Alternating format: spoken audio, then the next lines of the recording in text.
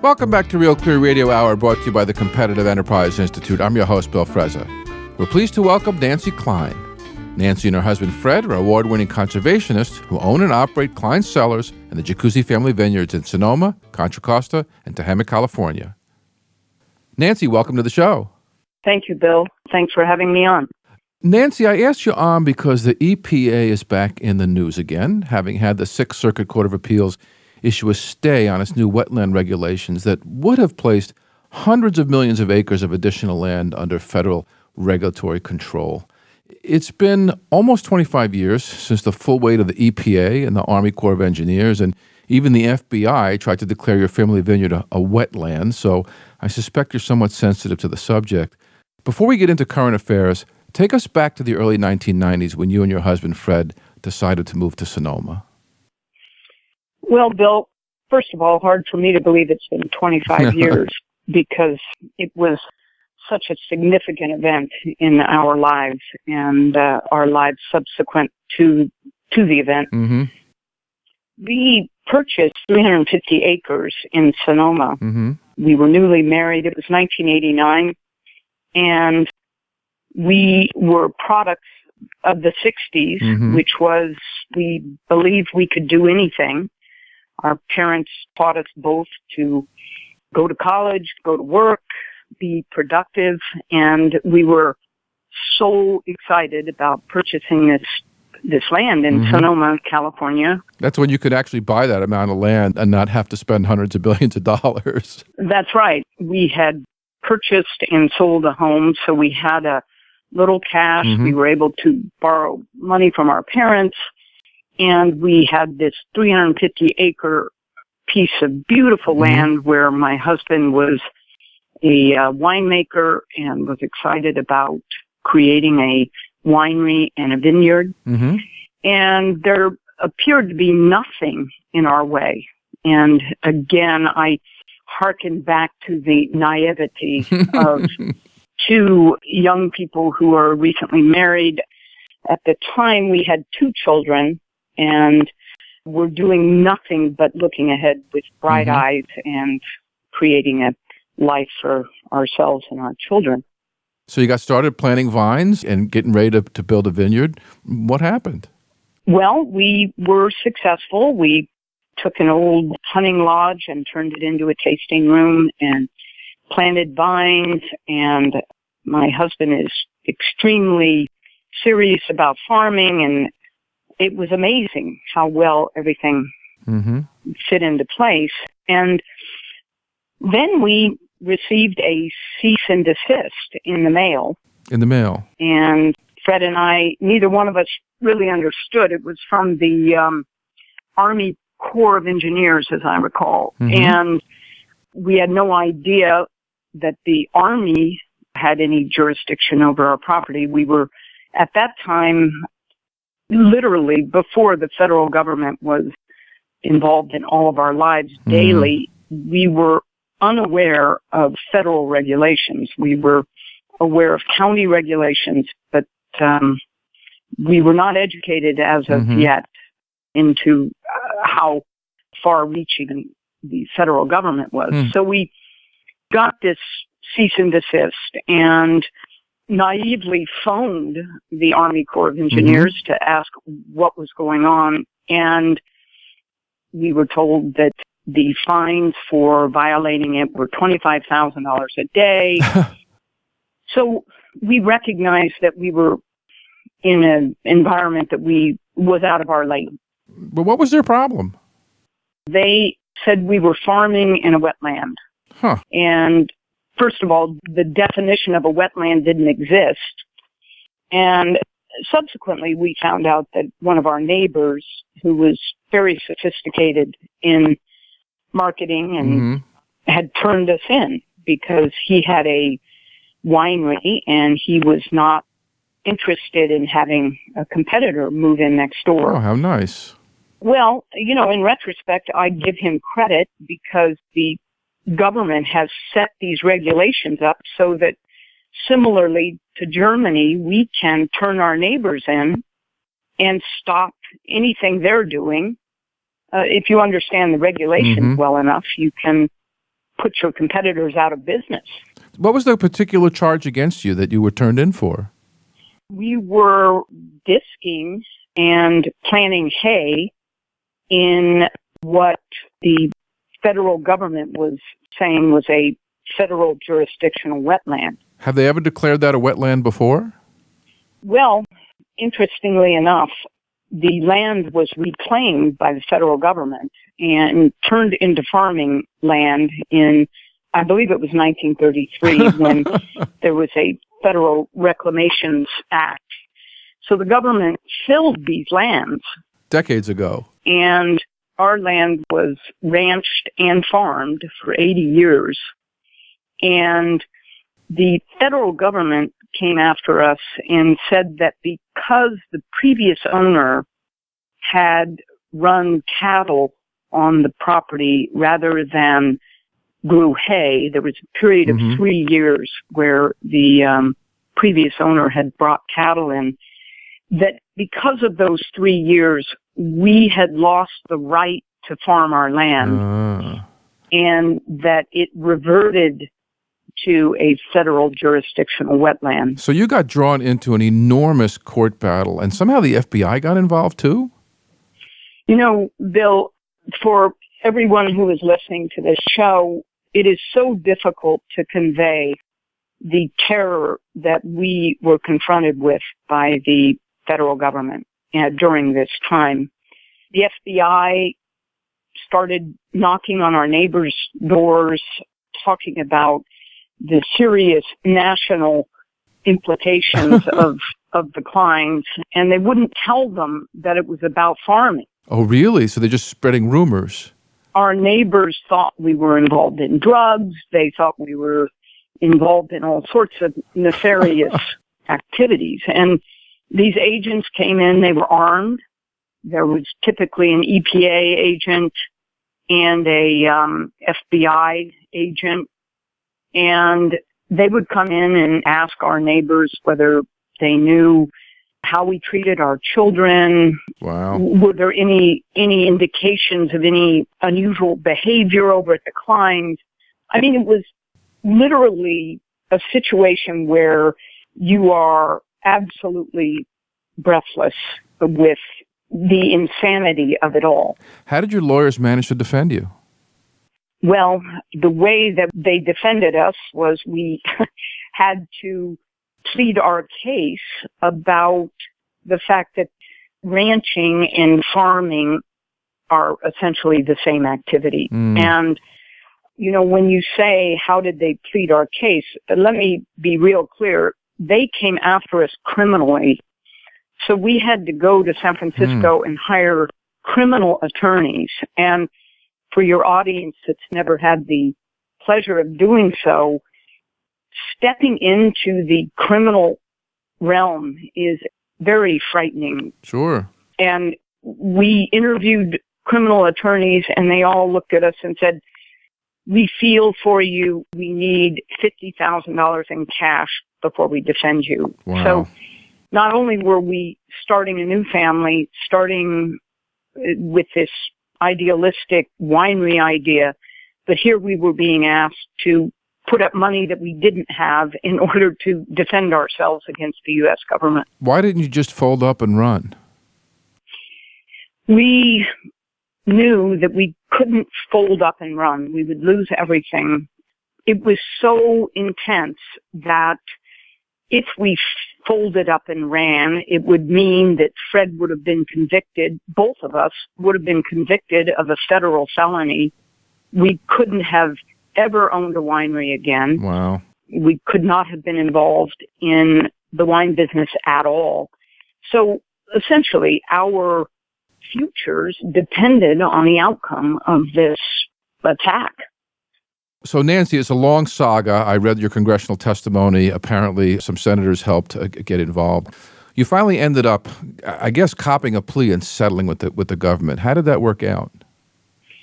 Well, we finally realized that with the federal government, you never win.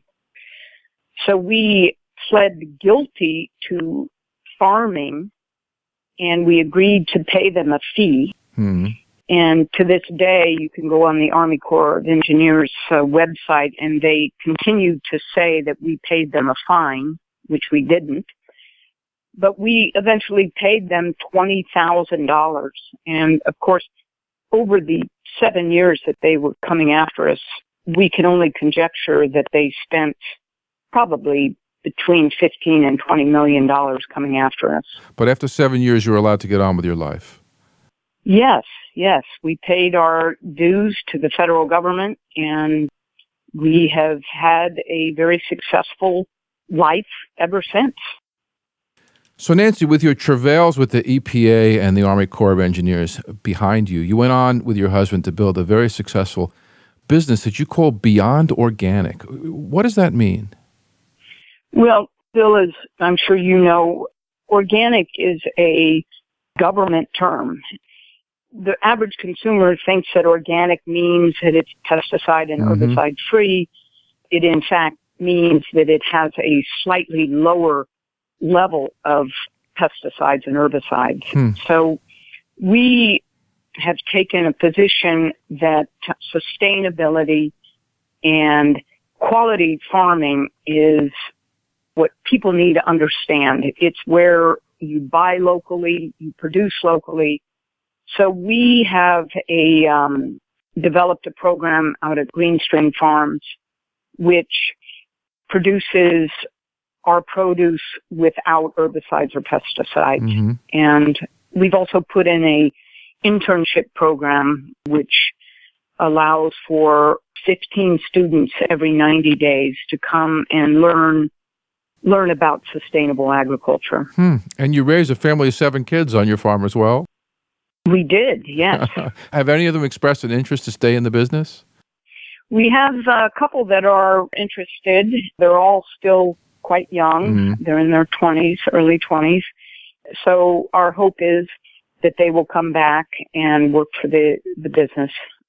It's been a wonderful education for them to appreciate good quality produce and understand what it means to produce locally, eat locally, and enjoy the benefits of farming with intention. And despite this kind of intense stewardship of the land, you've grown a pretty decent-sized business, thousands of acres of land in 3 counties. I understand you employ over 450 people. How have you managed to scale and yet stay so close to your original ideas? It has not been easy, and I will tell you that daily there are new regulations that are literally pushing us towards the edge of not being able to compete any longer. As you may know, many of the smaller wineries here in Sonoma have sold out to corporate buyers, and we just have an onslaught of regulations that are really anti-small business, and it's not easy. Fred and I sort of wake up every day reminding ourselves what we're doing, because it's not easy to keep a focus on our ideals these days. Well, Napa and Sonoma County are famous throughout the world for absolutely top quality wines. How do the rest of the people keep producing there? Well, most of the vineyards here are farmed corporately. They use Roundup, they use petrochemical herbicides and pesticides, and that makes it more economical. Our motto is we farm like tomorrow matters, and we farm products that the quality is what we are looking for. And the difficulty in that, Bill, is that it's extremely difficult to indicate to a consumer that we can't use the term organic because it's a government term. So how do you convey to a consumer that your product is beyond organic or a product that does not have pesticides and herbicides? So we continue to struggle with that. We continue to provide wonderful quality products and continue to hope that the consumer will appreciate it and understand it. And we work on it daily from a marketing standpoint. So you mentioned this onslaught of regulations that continues. Who's behind all that? We've got Jerry Brown, who is passing some more feel-good legislation regarding fair pay for women. We have the EPA that continues to insist that wetlands are everywhere, need to be regulated. And Bill, you probably appreciate this. In this morning's Press Democrat, the headline is "Farmland Transforms Back into Wetlands." And as I said to my husband, only in 2015, where people think that food comes from the shelves at Safeway, could we be excited about taking farmland out of production? I think the original idea was to drain the swamps and build farms. Isn't that how this country got started? That's correct, yes. And now we're in a movement to take away farmland. And all I can say is we were down in Los Angeles this weekend, and there's a whole bunch of human beings in Los Angeles that are, I'm assuming, eating produce. And I'm just fascinated that in our elitist society, we can do away with farmland so that we can transform them back into wetlands. It's not an easy time to be a farmer in California. Despite your challenges, you managed to win a major conservation award in 2014. Tell us a bit about that. After everything we've been through, it's a tremendous honor to be recognized by our peers.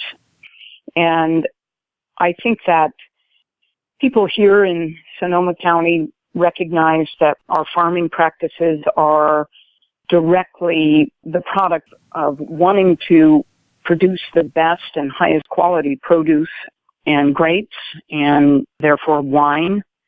And we also raised our 7 children here and tried to raise productive children. And it was an honor to be recognized by the county. So everyone's waiting with bated breath now to see how the, 29 lawsuits of various states are going to play out against the EPA's expanded regulations. One of the things that's, of course, very much in contention is what lands the Clean Water Act actually confers jurisdiction to the federal government on. And the Obama administration has been making a major push to pretty much expand it to any place that rain falls, at least if you look at it. Have you followed this case at all? Bill, we follow it only because we understand it. It's the same issue that was occurring in the early 90s, which is that the federal government continues to try to control more and more land. And as they control land, they control the people who live on it. So it's not a new situation. It's the same situation.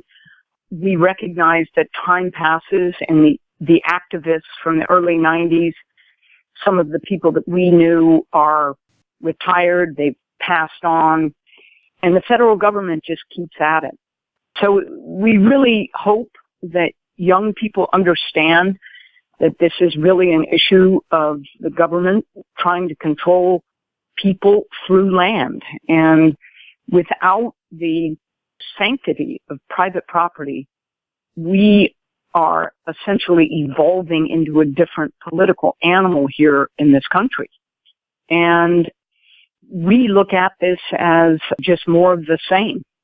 Whether they've worn the society down enough to be successful is always a question. What advice do you have for the next small farmer who gets a knock on the door or a letter in the mail and armed men show up and threaten to fine them $25,000 a day if they don't get off their land?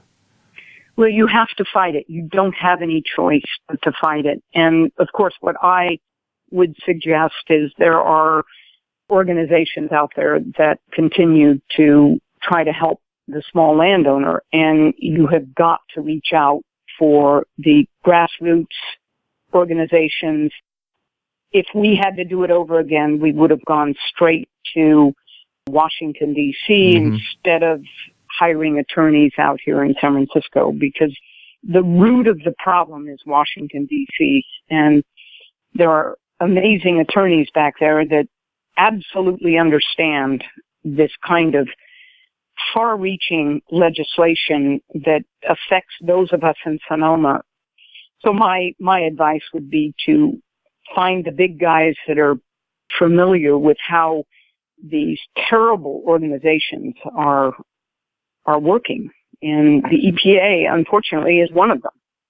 So, Nancy, despite what you've been through, you've hung on. You've done more than hung on. You've been very, very successful. What gives you the most hope that we can restore our country to its former values? Bill, I think that what gives me the most hope is the youth of today. They recognize, at least I know that my children's generation in their young 20s recognize that government control is a problem. So I pin my hopes on the next generation.